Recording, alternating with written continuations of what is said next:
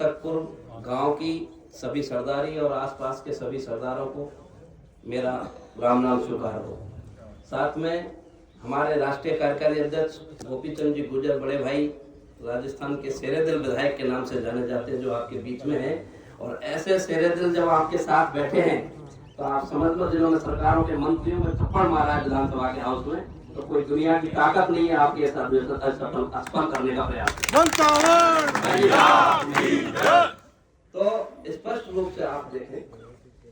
मैं राजस्थान की सरकार में 15 साल मुख्यमंत्री, कैबिनेट मंत्रियों के साथ भी मुझे काम करने का सौभाग्य मिला है। और मैं ऊर्जा मंत्री के साथ भी राजस्थान सरकार में रहा हूँ।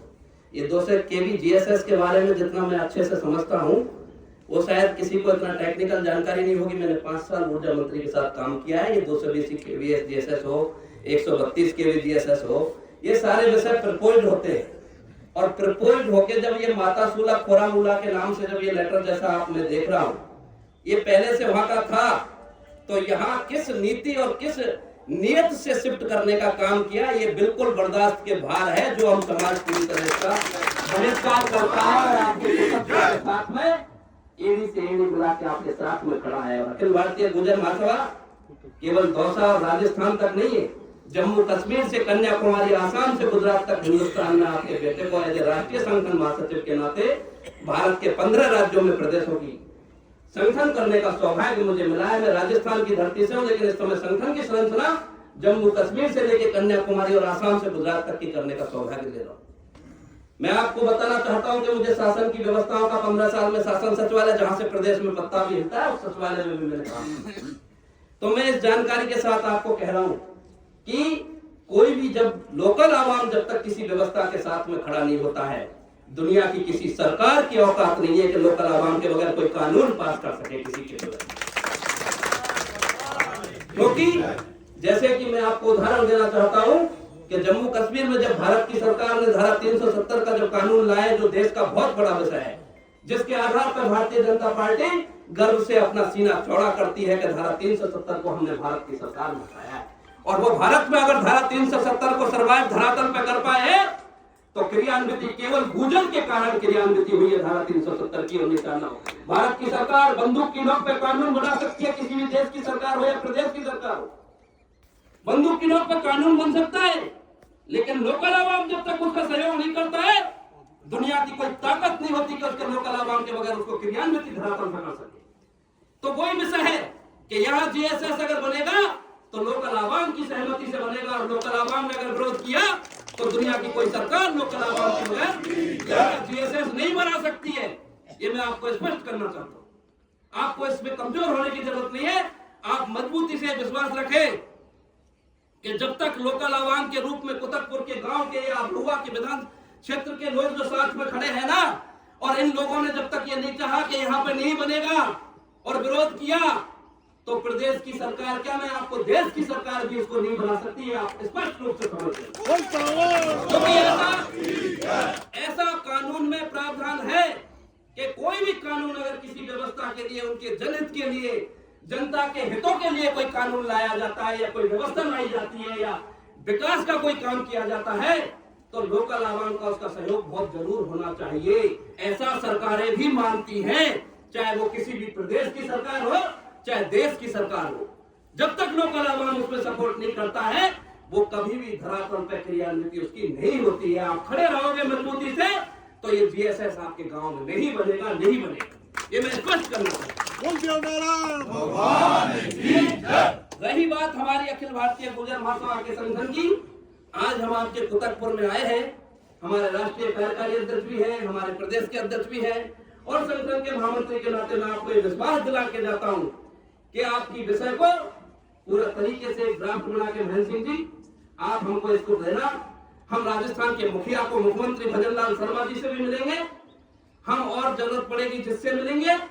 हम प्रदेश के राज्यपाल जी से भी मिलेंगे, और जरूरत पड़ेगी तो हम देश में भारत सरकार के गृह मंत्री और प्रधानमंत्री से भी मिलने में पीछे नहीं रहेंगे। आपको क्योंकि हमें उन रास्तों का पता है, हमको कोई रास्ता पूछने की जरूरत नहीं है। महासभा के लेटर हेड पे कुतकपुर गांव की आवाज प्रदेश की राजधानी से लेकर देश की राजधानी तक भी जाने में कहीं कोई महासभा पीछे नहीं रहेगी। आपको विश्वास के साथ। अब आपके विषय में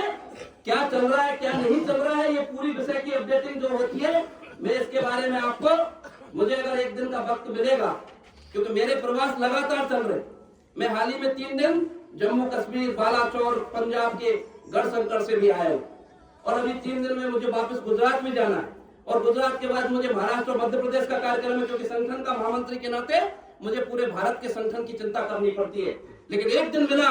मैं शासन सचिवालय जाऊंगा और विद्युत भवन में भी इसकी बात करूंगा, 220 के VSS कब बना है इसकी भी पता लगाने का प्रयास करूंगा, जितना मुझसे गिरहरी वाला प्रयास होगा कि इसका क्या स्टेटस है, ये किस डेट को निकला था माता सूला, और किस डेट को इन्होंने बदल के ये यहाँ इस बात में लाके आए, मैं इसकी भी जानने के प्रयास करूंगा, और आपको इसके किसी न किसी के माध्यम से महेंद्र सिंह के अवगत कराने का काम करूंगा कि किस तारीख को तो माता सूला का फैसला था, और किस तारीख को बदल के इसको कुतकपुर गांव की में 200 kV VSS शिफ्ट करने का आदेश निकला है, उसका भी आदेश की डेट होती है कि वो किस डेट को निकला और ये किस डेट को निकला, और क्यों निकला, इसमें क्या राजनीतिक भू आती है, और राजनीतिक भू इसको कोई छुपा नहीं सकता, ये 100% इसमें राजनीतिक भू आती है कि क्या वहां पे नहीं लगा के और आप उनका अहित कर दो, ये गोचर है, गुजर जो है गोचर है, पशुपालन का सबसे बड़ा मुख्य व्यवसाय है जिनका, और केवल न केवल कुतकपुर में नहीं, आप देश में प्रदेश में जहां भी विषय होती है, गुजरों का जहां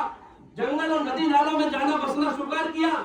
इन्होंने अंग्रेज आए उनसे भी अत्याचार किया, आज क्या प्रदेशों की देश की सरकार भी इन पर इसी तरह अत्याचार करेगी, जहां पर वन में वन का जंगल है वहां गुजर है, और वहां गुजर इसलिए है क्योंकि उसका पशुपालन से रिश्ता है, इसलिए गुजर उन जंगलों में बसता है।